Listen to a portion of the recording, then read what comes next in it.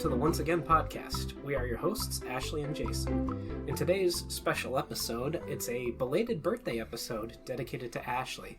To just address it right off the top, we didn't record... Well, we did have episodes recorded, but I didn't do any editing throughout the months of November, December, and now we're into January.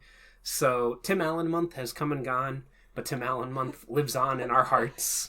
Don't worry, maybe we'll do a Christmas in July specifically for Tim Allen. Yeah, we have to give that man some representation. Although the Santa Claus is now no longer our most popular episode.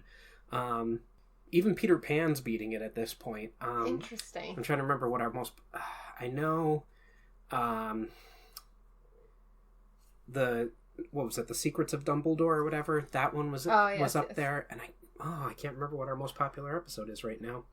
But yeah, we had a couple episodes that were beating the Santa Claus. But, you know, Tim Allen month, Saint Tim Allen will be honored perhaps in July. And then, of course, next Christmas. Because there's still, even if there isn't a season 3 of the Santa Claus TV show, there's still plenty of Tim Allen Christmas-related material to cover. We'll just start covering, like, Home Improvement episodes. He's got Christmas with the Cranks and that El Camino Christmas movie that I told you about. That would actually be interesting to cover. But I'm getting off track. This episode is about, it's a belated birthday episode for you, celebrating your birthday. So we were going to talk about your favorite literary genre, which is what, Ashley? The smut. It's actually not my favorite, but this came up because I was looking at people's like Goodreads things for like what their longest book and shortest book of the year. And somebody's shortest book of the year was Stuffed by the Were-Turkey, and it's like 15 pages. But I needed to read it, guys. Like, it's one of those things that I was like, I don't know what that is, but it's free on Kindle Unlimited, and I'm gonna read it because I am nothing if not curious about stupid stuff like that all the time. So, that's kind of where this came from. All right. And Stuffed by the Were-Turkey is by? By Tate McKirk. Okay. Well, Tate McKirk. Okay. And it is what you think it is. It is just a woman... a vegan who saves a turkey and locks it in her bathroom, and then it kind of turns into a man and has a very turkey-shaped face, and it has sex with her. Now, it is awful. When you say kind of turns into a man, it's humanoid? It's humanoid, but very, like, turkey face. Like, she specifically, like, describes turkey eyes. Does it have the gibbly bits? It has the giblets. Oh, God. It's bad. But entertaining. Okay. But that's kind of what the episode... We're just going to talk about all that stuff. Because I've made Jason read some smutty things in the past. And I feel like smut is kind of taking over the literary world more and more now. You're more familiar... Well, almost all fan fiction is smut. I mean mainstream. Like, I think... Like, we'll get into it with the Laura Thalassa series that we both read. Yeah. But I think, things like... A Court of Thorns and Roses by Sarah J. Maas, like, things like that are very smut-heavy, to be honest, and, like, they're romance novels and they're fantasy romance, but there's a lot of sexual content to these books, but I think all that's becoming more mainstream. Like, I think that kind of used to be, like, stowed away in your Harlequin books, and, like, if you were looking for it, you could find it, but, like, I think it's kind of bleeding into other genres now. It's kind of... I was having this conversation... not this exact conversation, but a similar conversation with a coworker the other day. And I was talking about...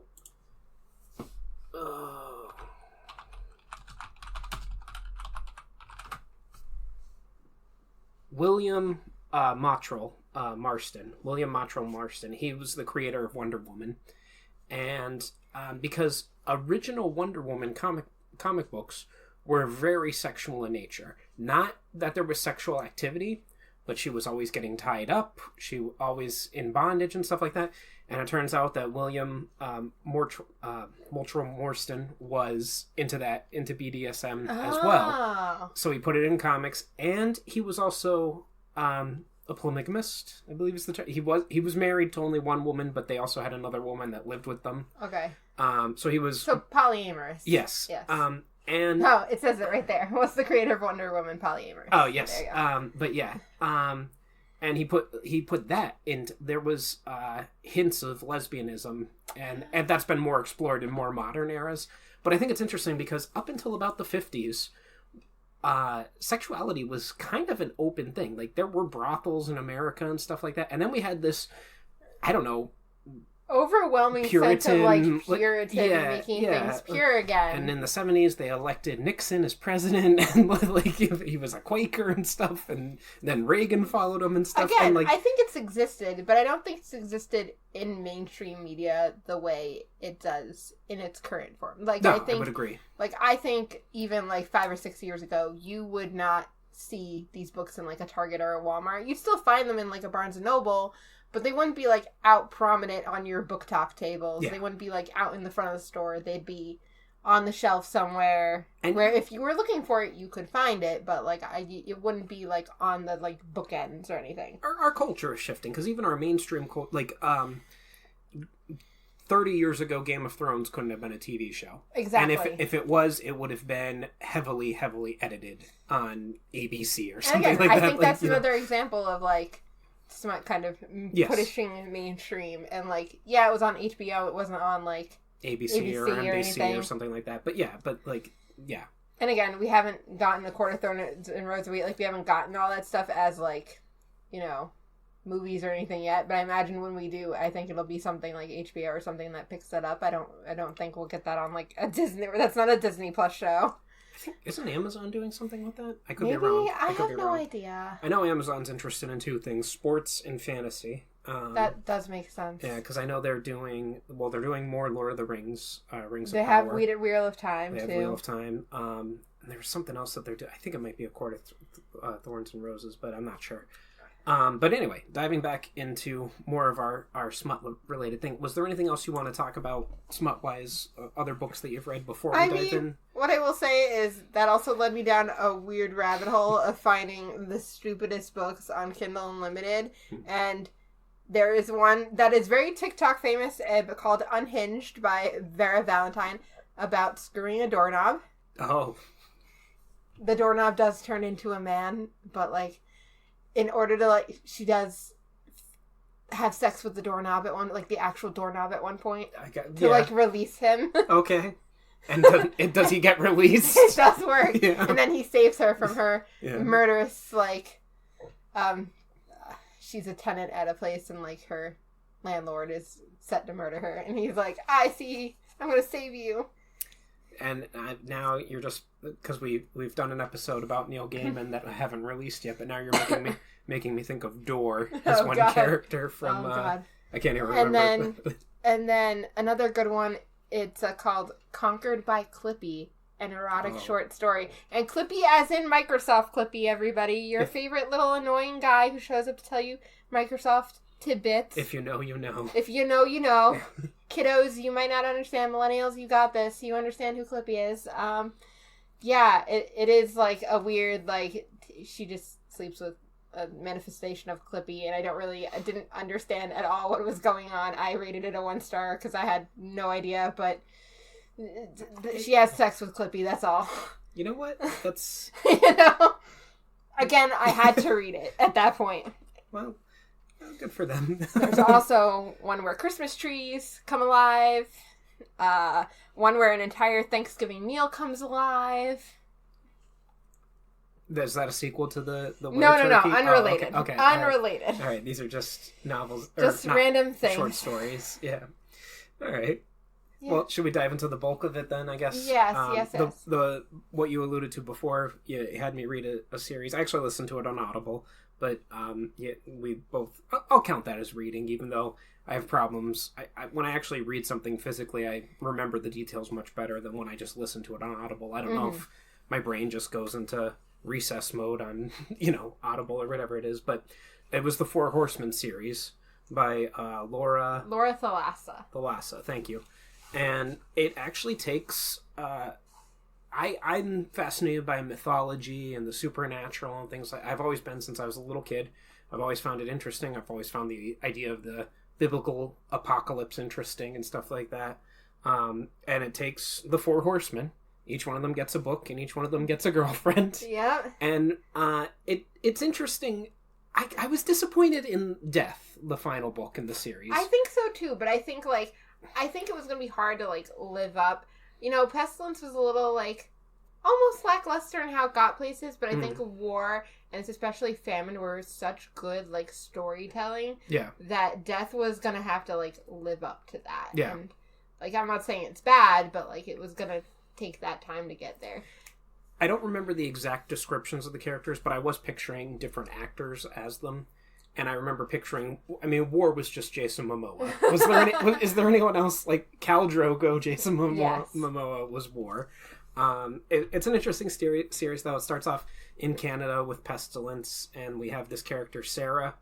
And I'm trying to remember exactly how they, like, she's on the team that's supposed to be fighting him, I believe, or something like that. Like, the apocalypse has started. Well, like, he's the first horseman to arrive. He's the first horseman. Yeah. And, like, she basically tries to kill him. Yes. And you can't kill any of the horsemen. No. That is just fact. Yeah. So she shoots him, and he takes her as his, like, prisoner. Mm-hmm. And then he Beauty and the Beast. Yeah, basically Beauty and the Beast. Like, it's definitely, like, Stockholm Syndrome. Yeah. Like, she realizes that she has to, like, fall in love with him in order to, like, save him and save the world. Mm.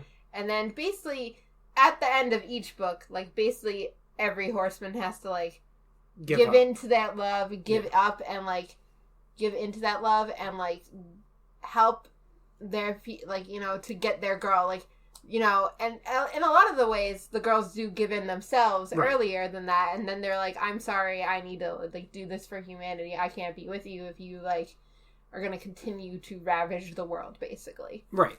Yeah. And Pestilence doesn't really get that far. Like, a lot of the other characters, like, get far. Well, War specifically becomes human. I remember War specifically becoming human. Pestilence he's still War, though. So it's like he's still somewhat, like, even when he's human, his other brothers are still kind of like, oh, don't want to mess with them. And, like, also, like, part of that is, like, especially with Pestilence, like, so they have the opposite power, right? Like, death can bring life. War can bring peace. Famine can bring growth. Pestilence, what would we say is the opposite of Pestilence? He heals. He heals. So the Pestilence is, like, healing. Yeah. So, like, he can do the opposite. So they can fix what they've done at the end of the day. Mm-hmm. Which I think is a bit of a cop-out. Yeah. Like, you know. It's romance. It's romance. Smut. Yeah, you know. It's kind of detailed in the sexual scenes in it, specifically when we get to Death, because Death was the first horseman who was interested in anal. Like, I was like, oh, that also makes sense because he's Death, so he doesn't really want to create life. Like, you know, doesn't want to run that. Which, because, like, they all end up having kids with their opposite. And I was really enjoying, I thought something that was clever in the series was that all the women in it have biblical names. Mm-hmm. So we have, as I was explaining to you off our recording, we have Sarah, who I believe was John the Baptist's mother's name. If not, there is another woman named Sarah in the Bible, but I think it was John the Baptist's mother's name. In War, we have Miriam, which was Mary, the mother of Jesus' name. Mm-hmm. Then we have Anna in Famine, from Anne, who was Mary's mother. And then in Death, we have the best name of all, Lazarus. Which she's also different from the other women because she can't die. And Death is different from his brothers because he's an actual angel, whereas the rest of them are the embodiments of the thing that they represent. Like, but he's actually an angel of God that's here to... And, like, he's the one that has the hardest time with giving up and everything because, like, he's also, like... I'm mad at God now, too, because he literally created you to be the perfect woman for me. I have watched my brothers fail because they have failed at, like, what is being created for them, and I don't want to do that. Yeah. And then Lazarus dies, like, 1,000,000 times, too. Mm-hmm. And, like, you just realize that... I think there's even, like, towards the end, all of humanity's dead, and it's just the two of them, and it's, like, stupid, really. Like, if I remember, I think Pestilence still has his powers somewhat, but War definitely doesn't, and I think Famine doesn't. I think they both become human. Mm-hmm. And Pestilence is, like, trying to save them. Like, he's like, all right, all of you run away, and I'll try to hold off Death as long as I can. And Death just, like, destroys them. He's like, not even... And then, yes, it's down to Lazarus and Death. And Death is like, okay, I'll bring everyone back. Like, I finally give up. But yeah, like, and he's like the most angry about it because he's like, you know, I like, God specifically created you to stop me. Well, he's very, like, obvious. Like, the others were, like, War was like, you're my bride, but, like, they weren't, like, as conscious of it, I would say. Like, Death was like, oh, you were created for me. Yeah. I think God damn it. I think Lazarus even meets God, if I'm remembering correctly, for maybe a little bit. Maybe, I think so. Yeah. It's been a while since we have read it, but we just wanted to... It was the smut that we've and what I also find interesting, and like I was saying, like, these books, I, like, read them on Kindle Unlimited, would have never thought to see them in the store, and then I was, like, in Target one day, and all 4 of these books were just in Target, and I'm like, in Target? Not even, like, Barnes & Noble, but Target. And that's why I have to say things like, these weird smut stories are making their way into the mainstream. Mm-hmm. Like, if you were literally like, yeah, that story about fucking pestilence, like... Yeah. Grandma ain't gonna be happy that's in Target, like... No. Grandma was buying those books years ago. Grandma has a bunch of books with Fabio on the cover of them. I was about to say the same thing. Don't let Grandma fool you. What are you talking about? Grandma's reading Amish romances. Yeah, sure she is. Grandma's got some skeletons in her closet. I will say, I think Famine is probably one of my favorites, too, out of all these books, because Famine is very cruel. Like, Famine wants Anna to hate him so much. Yeah. And... Doesn't he also... They go with a lot of back and forth. Like, she's trying to, like, kill him, like, numerous times. Doesn't she also get pregnant at a certain point and he kills the baby? If I'm remembering correctly. So, like, there's a lot of back and forth between the two But she also doesn't want to have the baby at the same time. Like, there's a lot of back and forth between the two of them. Yeah, they have a pretty toxic relationship. I was ultimately disappointed in the Death book, just because of the resolution. Like, hey, everybody gets a happy ending. Yeah. Like, you know, I mean, we had a guess that would happen just because of how the other books ended, but, like... I know. I'm right that you're, like, it didn't feel satisfying in how that happened either, but, like... But, like, because I'm such Again, especially when you get, like... I know family is probably the definition of a very toxic relationship, but it did feel like we kind of earned that in the end, like... Even at the end, I think they still kind of had their things to work through. Like, it wasn't like, oh, it's forgiven, and they're both really happy. Like, they still clearly had their issues to work out at the end of that book. Mm-hmm. So. The thing that I think is interesting about it, too, well, because I'm just such a big mythology nerd and everything like that, I thought that there was going to be some big battle with another, like, there was going to be another big bad. Like, Lucifer was going to show up at the end, or, you know, the Antichrist or something. That they would all have to join together to beat or something like that. But it is what it is. I feel like that would have happened in, like, a fantasy novel. Like, this was, like, a fantasy epic. Yeah. That would have happened. Like, we would have been like, oh, death. And then we'd be like, and book 5. Yeah. Like, the devil. Yeah, but we didn't get that, right? Like, yeah. No, there's still time. There's still time. Book 5, God's Mercy. Yeah. Something along those lines. And then, what else did I want to highlight? There were other things that I was thinking about these while we were talking, and my brain just shut down for a second. It also takes place somewhat in the future, but that doesn't really... Because technology all gets knocked out when the Horsemen show up and everything. But one of the things that I guess especially in the times that we're currently living in, is Miriam is a citizen of New Palestine. Yep. Like Jerusalem is, or Jerusalem, Israel is gone and it's now New Palestine again and stuff, and so that's something that's interesting. And they're very interesting books, and like I said, it's interesting the way we're going with, like, more open smut books, but I also think, you know, we have all these book bans happening now that, like, this is why, like, you know, you have to read, you have to keep your libraries having books like this. Yeah. Like, that's something that absolutely disgusts me. Because, you know. Because no one's forcing you to read this. Like, I get it's, like, very easily accessible, but like nobody's forcing you to buy it for your children. Nobody's forcing you to listen to this podcast about this. But also, and I hope children don't listen to our podcast. I hope not. Listen to the Happy Disney ones, children. Well, even some of those, we say some things that might not be the best. But a peek behind the curtain. Also, I mean, we live in Pennsylvania. Pennsylvania is the state with the third most book bannings in the country. It goes Florida, Texas, and then Pennsylvania. And I find that absolutely disgusting. Because I'm not... even books or ideas that I am firmly against, I wouldn't ban. Because you don't beat ideas that you disagree with by saying don't read those. You make more people interested in that idea. Well, why is this taboo? Like, why can't I read this? And one of the best things to do to have people disagree with something is to read that book and be like, wait, they said this, but I know that this thing is true. Like, a great example, I think, of something that's not banned anywhere is Moby Dick. Moby Dick is the most boring book you will ever read in your life, and it's still considered one of the great things. It is so boring, and everyone says to me, oh, you have to read it 3 times in your life to enjoy. Well, I've read it twice, and I hated it both times. I thought, and like people say, but there's so many allusions to different. No, it's boring. It's so boring. Like I will never. And they're like, no, you have to read it as an old man too, and you'll get a different. No, I will not read it. If I'm reading Moby Dick, I'm dying. That's the key. I'll read it on my deathbed for the 3rd time. But I'm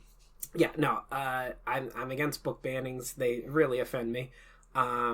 But yeah, I think book bannings come with the rising more like content that is mature. Yeah. Especially in things like I'm not really following what's happening with young adult literature, what's happening with like any of that, but like I assume if adult content is becoming more mature, I'm sure all around literary works are probably becoming a little bit too mature in some areas.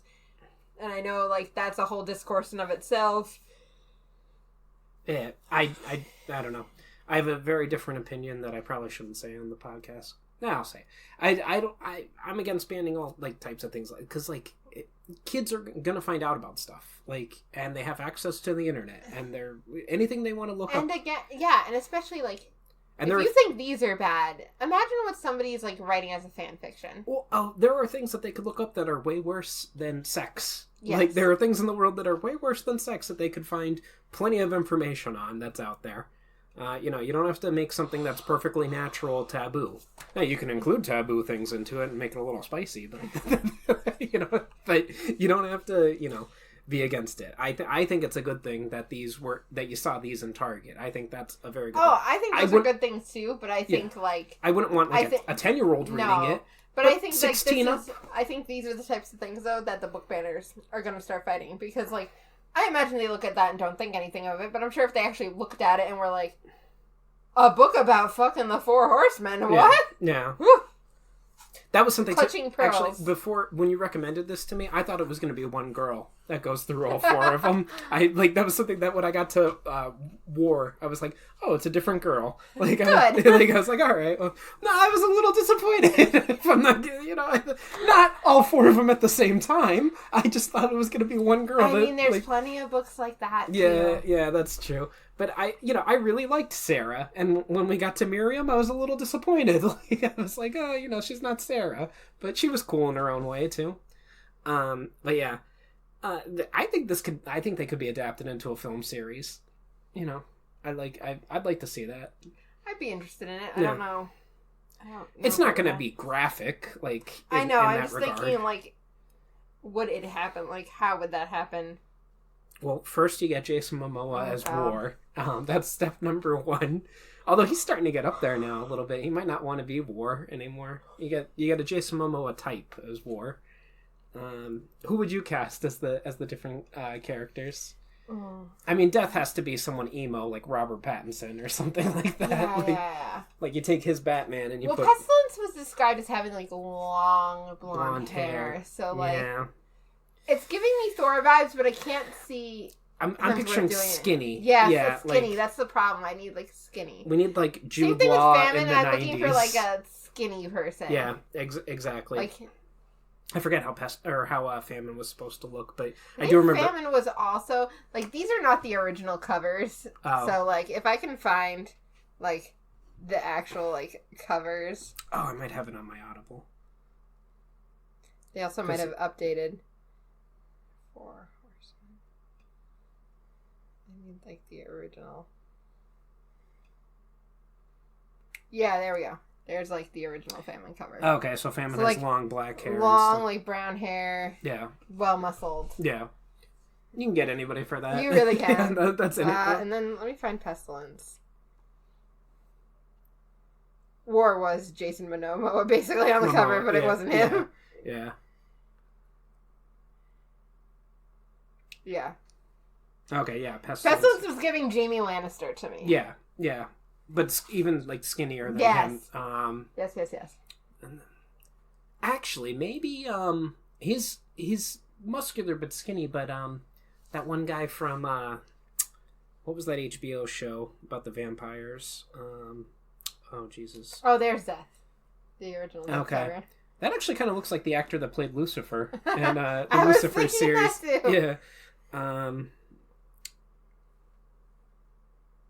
True Blood. Okay. Now. Yeah, I think these new covers were designed for places like Target because they're not going to put half-naked men on the covers in a Target. So fair. like, these are these like new covers, which I like. I think they're beautiful covers, but oh, well, I was going to say Alex Skarsgård, but I've seen recent photos of him now, and he is bald. So he is not blonde anymore. So he's out as Pestilence, unless they get a nice convincing wig for him.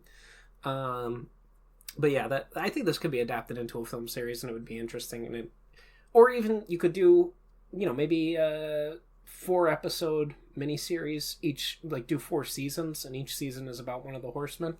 You could do like 4 episodes about Pestilence, 4 episodes about War, 4 episodes about Famine. That would be interesting. Then, you could do each one a season. Because then that also has like the time period in between. I don't know. But yeah, I enjoyed it. Any other smut that you'd like to talk about, or any other? I'm trying to think. No, I think this has been a fun conversation though. Because this is your birthday episode too. I know. So It's a good episode. Yeah. Are you gonna go write some smut now, or? No, that's not my vibe. Oh damn.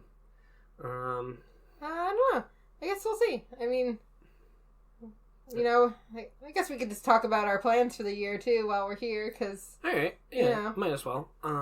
So, I'm going to put this episode out first. It is a belated birthday episode for Ashley. Her birthday was at the beginning of September. The 8th? The beginning of September, or the beginning of January. The beginning of January. I'm thinking of my own birthday, but it's the 8th. The 8th of January. I'm very bad with birthdays, but I try to remember the important people. I'm sorry I got the month wrong, but I got the day wrong. That was funny. But so we'll have that out soon. We're recording it towards the end of January, but I'll have it out as soon as possible. Then I'm going to release the Ahsoka episode, and I'm trying to remember what else we do have several episodes of Once Upon a Time recorded for season 2. We recorded those about 6 months ago, so but we'll have more episodes of those coming out. We have a Neil Gaiman episode that we recorded for November that I never edited or released, so we'll have that at some point. I know. Let's see. I'm trying to think of what we were talking about. Well, we have... You're talking about doing the Disney villain series, because you've been for reading books, that. We've both been reading that separately. Yeah. Over time. It's a very interesting series. So we're talking about that. Yeah. You know what I think would be interesting, and I didn't bring this up with you, but I'll bring it right now on the podcast, because we're going to see Alison Bechdel, like maybe talking about her. Yeah. We could talk about it after we do that. Yeah. Because, we can have a nice chit-chat. That'd be nice. And then... What else do we have planned for the year? More Once Upon a Time, obviously, and then we'll get back into Disney movies at some point, like the Renaissance period. But I think I would like to cover the Don Bluth movies before. We already covered Anastasia, but I'd like to do the Don Bluth movies, then do Once Upon a Time Season 3, then do the Renaissance, and some other stuff in between. Any movies that come out that we want to talk about, and also... I don't know how much longer Gallivant's going to be on Hulu or Disney Plus. I mean, we might want to record those, even if we don't put them out anytime soon. Yeah, because that's a great series that we should cover at some point. I forgot. Somebody was saying something recently, and I was like, it reminds me of Gallivant. And I'm like, that was a great show. We need a wrap-up. We need another season, ABC. Even if you just want to do, like, 4 episodes or something. Give me the end of the story. Yeah. But yeah, so I guess that's the end of this episode. Is there anything else you'd like to discuss before I go into the outro, or? I don't think so. Okay. I think we're good. Well, this has been the Once Again Podcast. Any questions, comments, or critiques can be addressed to our email at onceagainpod@gmail.com. Follow us at onceagainpod, all one word, on X, Instagram, and Threads. I forgot what the other thing was called. If you enjoy these episodes, you can contribute to our Patreon. I don't have my actual notes in front of me. I'm doing this off the top of my head. At patreon.com/onceagainpod. Thank you. Have a wonderful day. And remember, we will entertain you. We will always entertain you. Just like good smut should. Go read more smut.